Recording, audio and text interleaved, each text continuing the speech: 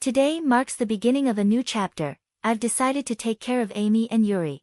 When my husband returned home, I was shocked to see his sister and her daughter standing by his side. Without consulting me, he had made the decision that they would move in with us, and we would support them.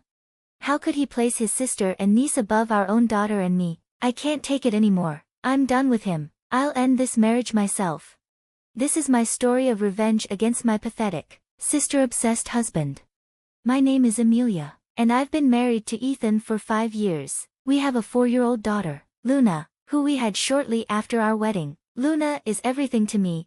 My husband and daughter are my world, or so I thought. But it's clear now that my husband doesn't feel the same. One evening, while Luna and I were making curry, we waited for Ethan to come home. "Mommy, when is Daddy coming back?" Daddy's late today. I wonder why."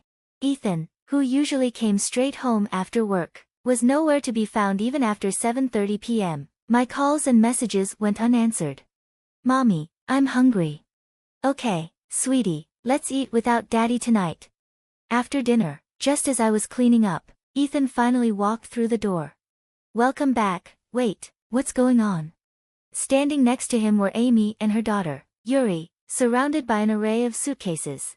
"Ethan, what's happening?" I couldn't comprehend the situation. Then he dropped the bombshell. "From today, we're going to be taking care of Amy and Yuri." "What? Taking care of them? Why didn't you tell me beforehand?" I stammered, trying to grasp what was happening. "They need our support. Amy had a fight with her husband and reached out to me." "For how long? We don't even have the space for this." Despite my attempts to voice my concerns, Ethan remained unfazed. "Why don't you move out of your room? Amy and Yuri can stay there, and you can sleep in Luna's room." "What?" He expected me to accept this without question, as if it was no big deal. Why should I have to sacrifice when we're the ones providing for them? I couldn't believe what he was asking of me. With a big smile, my husband welcomed his sister and niece into our home, saying warmly, "Make yourselves comfortable from today onward." Without so much as a word of apology for imposing, they waltzed in, settled on the couch, and turned on the TV as if they owned the place. I pulled my husband aside and whispered urgently, "Are you out of your mind, bringing them here out of the blue? We're not exactly rolling in money either." He sighed, his expression twisting into annoyance. "Seriously, Amy's going through a tough time, and you're being so heartless. Can't you show a little compassion?" "That's not the point. I don't mind if they stay for a bit, but supporting them financially is different. They should at least pitch in for groceries." "What? You're so stingy. Amy's not working, of course she can't contribute." "Stingy, really? I don't care what you think. My sister needs help, and as the head of this household, I've decided we're going to support her. You'll just have to deal with it." With that, he joined them on the couch, ignoring me entirely. Later, I discovered that the curry I had saved for tomorrow was gone, completely devoured by my husband, his sister, and her daughter. To top it off, my husband had the nerve to scold me, saying, "Make more nutritious meals for my niece." Has he ever shown this kind of concern for the nutrition of our own daughter's meals? It's clear now, he's only this caring when it comes to his precious niece. My husband was entirely on his sister's side, dismissing my concerns and even calling me a cheapskate for being worried about our finances. "She can't contribute to the groceries because she's not working. That's not my problem. No matter how tough things are for them, we can't afford to support them indefinitely for free." As the days went by, my husband continued to shower his sister and niece with attention, barely acknowledging me or our daughter. "Amy, I got that cake you wanted." "Oh, thanks, Ethan. I found some toys from Yuri's favorite cartoon on sale, couldn't resist buying them." The cake was only for his sister and niece, and naturally, the toy was for his niece as well. Our daughter is around the same age as Yuri. Anyone could see she would have loved some cake and toys too. But I knew I had to hang on a little longer. Once his sister patched things up with her husband, they would leave, and our family life would return to normal. I kept telling myself this to suppress my growing anger. Then one day, my daughter came to me with tearful eyes and asked, "Mom, does Dad like Yuri more than me?" "What? He's always so nice to Yuri. but he doesn't even listen when I try to talk to him. Hearing this broke my heart. I held her close and said softly, "Don't worry, Luna, he's your dad, and he loves you." Though I managed to soothe her for the moment, I knew this couldn't continue. A few days later, I confronted my husband about it. "Luna feels left out. It's fine if you care about Yuri, but you need to spend time with Luna too." "Ah, fine, but it's such a hassle."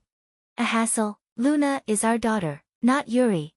Yeah, I get it. I just need to pay more attention to Luna, right?" Even after expressing our daughter's feelings to him, nothing changed. Luna would watch with sad eyes as her father happily played with Yuri, and it wasn't as if my sister-in-law stepped in to care for Luna when her father didn't. Ethan and Amy were always focused on Yuri, leaving me to be the only one truly paying attention to Luna. But even with my efforts, Luna still seemed lonely. A whole month passed with them living in our home, and my family was falling apart. We were barely scraping by. No matter how much I cleaned, the apartment was always a mess because my sister-in-law and niece never bothered to pick up after themselves. Meanwhile, my husband continued to spoil his sister and niece, completely ignoring our daughter and me. I couldn't take it any longer. Finally, I confronted him directly. "You've gone too far. I'm done with this. Can you seriously think about our future? What's gotten into you all of a sudden? I've been telling you this for weeks. Our life is getting harder every day, and you're not even considering what to do about Amy and her situation. You're not seriously suggesting that we'll all live together forever, are you? What choice do we have? She's still fighting with her husband. Then shouldn't she either work things out with him or get a divorce? It's been a month already. Luna and I are at our breaking point. Please, consider our feelings too." I knew this would upset Ethan, but I had to speak up, for Luna and for the future of our family. "Luna loves you. You know, she watches as her dad only dotes on his niece. Of course, she's going to feel hurt." I focused on Luna's feelings more than my own. As her father, Ethan should understand how lonely she feels and change his behavior, but what he said next left me stunned. "Amy is my sister, and that makes her family to you too. How can you be so cold? You're heartless." "Heartless? Me?" I couldn't believe what I was hearing. It's not that I disliked my sister-in-law or niece. I just needed our situation to change, but Ethan acted as if I was the villain. "I've always thought you were cold-hearted. Amy's going through a tough time, and Yuri misses her dad. Of course, I have to give them attention. You're there for Luna, so why can't you handle it?" "Wait a minute, I'm covering all the household expenses. Why should Luna and I have to suffer? My salary is part of our family budget too. Amy is my sister, which makes her your family too. Yet you're always saying such cold things. Don't you feel ashamed?" Ethan shouted at me, placing all the blame on me. His cold gaze made it clear that his sister and niece were more important to him than our daughter. Then he said something that shattered any hope I had left. "Amy wants to stay here permanently, so from now on, we'll be responsible for everything: food, clothing, and shelter." In that moment, I realized any hope of returning to our old life was gone. I was foolish to think he might understand if we talked. I looked Ethan squarely in the eyes and said, "Fine, then let's get a divorce." Huh, the look on his face was one I had never seen before. It was clear he didn't grasp what I had just said. After a long silence, he stared at me in disbelief. "Divorce? What are you talking about? You can't be serious. Do you really think I'd joke about something like this? If you're going to disregard Luna's and my feelings, then I won't consider yours either. I need to do what's best for us to be happy." His reaction was one of disbelief, and he scoffed at me. "Divorce? You couldn't possibly handle raising Luna on your own. Single parenting is tough, but it's a lot better than continuing like this. If you're serious about this, go ahead and file for divorce. I'll sign the papers, but remember, if you change your mind later, it'll be too late." Did he think I was bluffing? I pulled out the divorce papers I had prepared earlier and handed them to him with a pen. Seeing the documents, he was visibly stunned, staring at them without moving. "Are you going to fill out the papers or not?" "Oh no."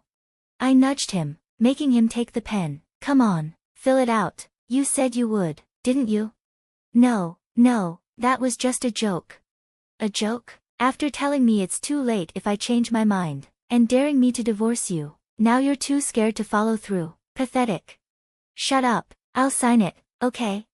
He scribbled his signature on the papers and shoved them back at me. There, I signed it, happy now, just get out, you're annoying. I responded calmly. No, you're the one who's leaving. What?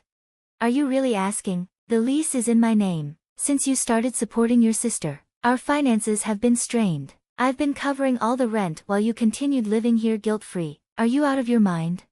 At that moment, Amy's voice rang out from behind us. Wait, what's happening? Amy rushed over, grabbing Ethan by the collar. You said we could stay here forever, right? So you were lying. Amy, no, it's not like that. What do you mean, not like that? I trusted you to keep us here, and now you're kicking us out. I didn't expect things to turn out this way either. Seriously, you can't even manage your own wife? What did you just say? I was fed up with their bickering. I started moving Amy and her children's belongings to the front door. Hey, what are you doing? Amy stormed towards me, but with my decision to divorce Ethan final, I felt no obligation to protect her. Actually, you're trespassing. I need you to leave immediately. My tone made Amy shiver and take a step back. Hey, you can't just throw out our stuff. And you, Ethan, I said, turning to my ex-husband, it's time for you to leave as well. I don't need either of you anymore. What kind of thing is that to say to your husband? You're not my husband anymore, you're my ex-husband. I never thought you could be so cold-hearted. Well, that's your problem. You chose to prioritize your sister and her child over your own family. If you find them more important, why don't the three of you live together happily? Where are we supposed to go if we leave here? Are you really kicking us out? I don't care, do what you want, now get out, or I'll call the cops. Once I saw that Ethan and his sister's family had reluctantly left, I shut the door behind them. I likely wouldn't see them again. As I looked around the empty room, I noticed my daughter watching me with a confused expression. Mama, where did Daddy go? I'm sorry, Luna, do you think it would be okay if it's just Mama and you from now on? For a moment, she hesitated, but her smile soon returned. I'll be okay, as long as Mama's here with me, I'm fine. She ran to me, and I pulled her into a tight hug. That's right, even without Daddy, we'll be okay. The two of us can be happy together. I spent the next few days sending their belongings to my ex-husband's parents' house and explained the situation over the phone. It seemed they had returned to his parents' place, but they were met with anger and disowned. As a result, my ex-husband ended up renting a small apartment, where he now lives with his sister and niece. They probably got what they wanted, so I didn't give it another thought.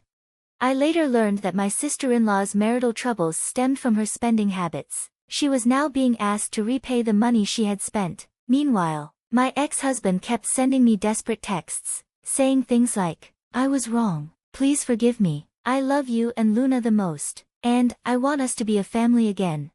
I ignored every message, and they were promptly discarded. Luna has no interest in seeing her father, so we have no plans to meet him. I'm considering moving soon to avoid any trouble if he decides to come back. For Luna, I want to provide all the love and happiness in the world. Even without a father, I'm determined to ensure she lives a joyful life.